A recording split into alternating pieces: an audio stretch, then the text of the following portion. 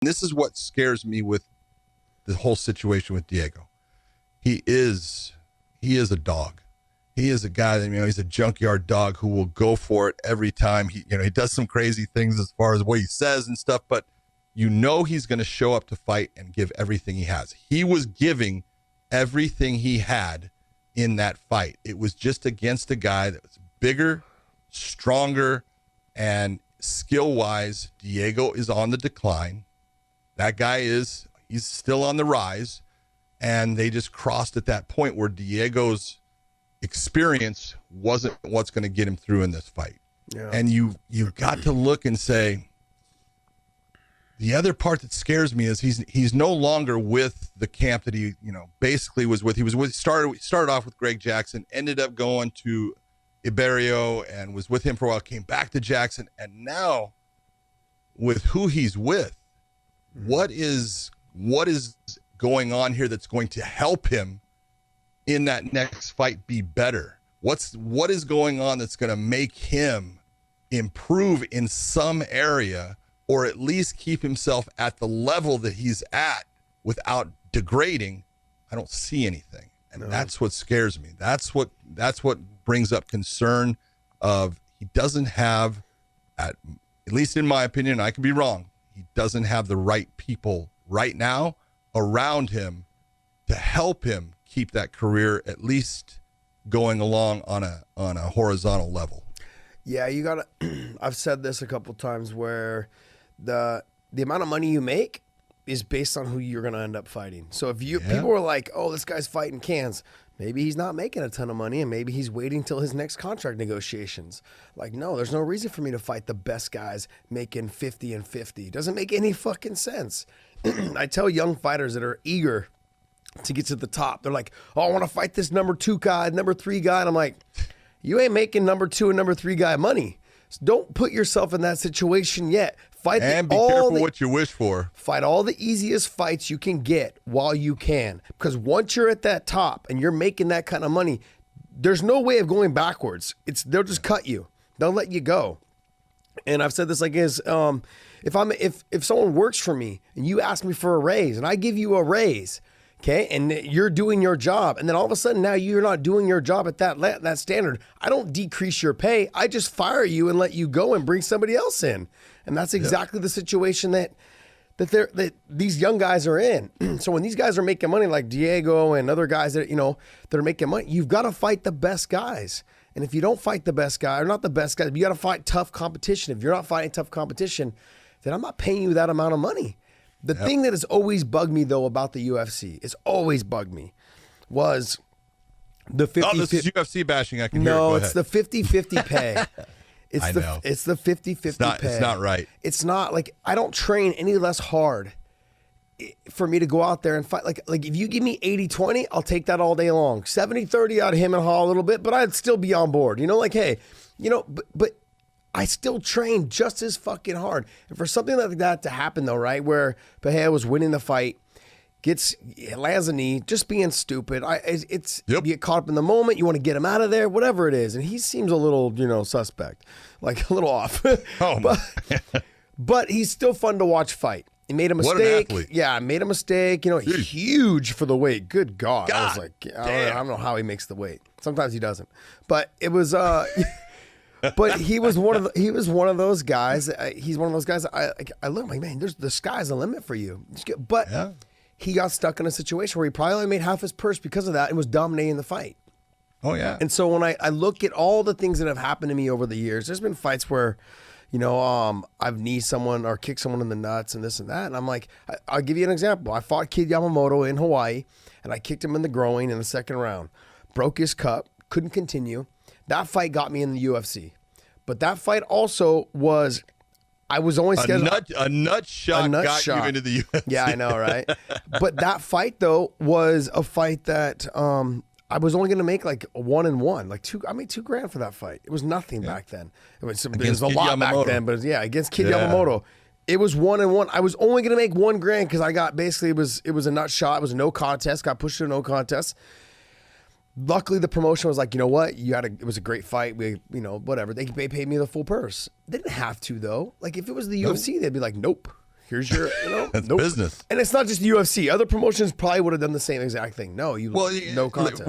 Let's put some backing behind this, because the whole purpose of that 50-50 when the UFC was coming up, the whole idea behind it, and this is when Dana came into play at UFC 30, they had the idea that, well, that's going to make guys go for it. That's going to make them really fight and try to win. So the whole idea for the UFC was, hey, we just think this is going to make guys, really put on exciting fights. Mm-hmm. I think guys have proved at this point they put on exciting fights. They go for it. They try to win. And it's time for that system to go away. I love the fact that the UFC does the bonuses.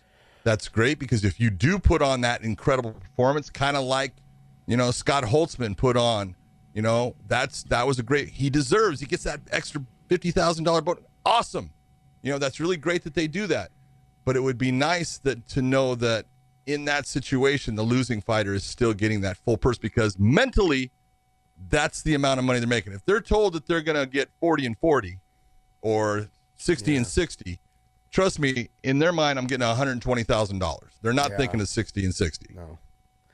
Yeah, the one thing that always kept me with Strikeforce was it was heavy show money. So I was making, let's say I'm making $100,000 show money, and I made another, like another 40 or 50 if I won. But then also too, on top of that, they would structure a finishing bonus. So if I got a submission or a knockout, it was another 30 or 40 or 50 on top of that. So I mean, so then sure, everyone kept talking about UFC backroom bonuses. You were never guaranteed that. I was guaranteed in my contract, if selective. I finished the fight, I was guaranteed another, 40, 50,000 on top of my win bonus, as well as my regular show money, which was always show heavy. So for one fight, I mean, you could end up walking out with $200,000 if you fought and you were able to get the finish and the win and everything, like that. So it made it a little bit, it was tiers to the structure of how they did it. And that's what I always appreciated about them. Everyone kept asking me, like, oh, you should go back to the UFC. I'm like, I won't make as much money there. It's about money. It really is. And I also knew at the time too that Gil and I had something going with each other that I think that we could have built. We helped build a promotion around, and that is something that to me was always more important. I always enjoyed being part of something new rather than being part of something that was already there. And to be somebody that can help build something, like when we look back at the UFC, I look back at the UFC and I think to myself, who are the guys that really helped build that promotion? You have Hoist, you've got Ken, you've got Don Fry, you've got like Marco Huas, the guys that stick out in my mind, Mark Coleman, obviously. Like there's guys that stick out in my mind, but those are like the legends. You got Vitor Belfort, Randy Couture, Chuck Liddell, Tito Ortiz. There's guys that go through my mind. They were some Tank Abbott. There's guys that just you remember, right? And then to think obviously no one ever thought Strikeforce would get bought out, but I think about in terms of I was one of the first. It was me, Kung, Frank, and Gil. It was like we were the four guys, and it just was it was one of those things. I always wanted to be the guys to help start something, not just jump on board. The other part that was great for you guys in that situation, you were all from the Bay Area. Yeah. It was a Bay Area promotion with Scott Coker. He was putting on his fights in San Jose. At the time, it was the HP Center. Yeah. But, it was the perfect situation for all of you guys. And to be part of something like that, it's special. It's cool. And it's it doesn't come around that often. That one worked. So I guess to wrap up the Diego talk is he made a good business decision. I thought so. We agree on that. And people have to understand, they have to understand the business side of it too. That's why we're talking to you guys about this, is that the business side of it is that he's only going to get paid half. You're making $150,000 bet with your life. Like he would have lost probably about $100,000 had he taken the L. So he made a business decision. Smart. Yep. And people may hate on him or whatever, but when he goes to the bank tomorrow, especially for a guy who got knee to the head, he's making a smart decision with the freaking a chingus on top of his head from a knee. Yep. Great job. The guy that when he shows up tomorrow at the bank, you think he gives a shit what you guys think? No. He's like, Exactly. cash No, that he check, motherfuckers. Yeah. So that's what's going through his mind right now. There was that. I mean, Baby got a new pair of shoes coming. yeah, he needs to either suck it up and go back to Greg Jackson's, or he needs to find a camp that really He needs to reevaluate. Yeah, he needs to reevaluate. And then as a promotion, Yeah. you got to start asking yourself, when is enough is enough. If you want to consider yourself the biggest promotion in the world, you got to start taking into consideration what's best for the athletes as well. Now, they do a lot of things that do that, but this is one of those scenarios where you have to look and say, hey, you've done everything you could have done in the sport. You're on the decline. You're not going to be champion anytime soon. Like, what are we doing it for? We're doing it for the money. I get it. Like, well, let's put you in the Hall of Fame and let's move on. Whatever. Let's try and use you in avenues of other ways. Maybe try to put be an seminars ambassador on with you. for him. Yeah, an ambassador, something like that. Almost. And he's been a company guy from the beginning. Absolutely. And he's amazing, man. Fantastic. Fantastic. For that promotion, he's been incredible. Yeah, but for that promotion he has. I start wondering though, is he attached to the identity of the UFC? That's what scares me with guys that continue to fight for a long period of time. Like their identity is wrapped into into the UFC name, and it's not Diego Sanchez. It's UFC Diego Sanchez. It's Ultimate Fighter Diego Sanchez. It's the Ultimate Fighter champion Diego Sanchez. He's wrapped up in that scenario, in that situation.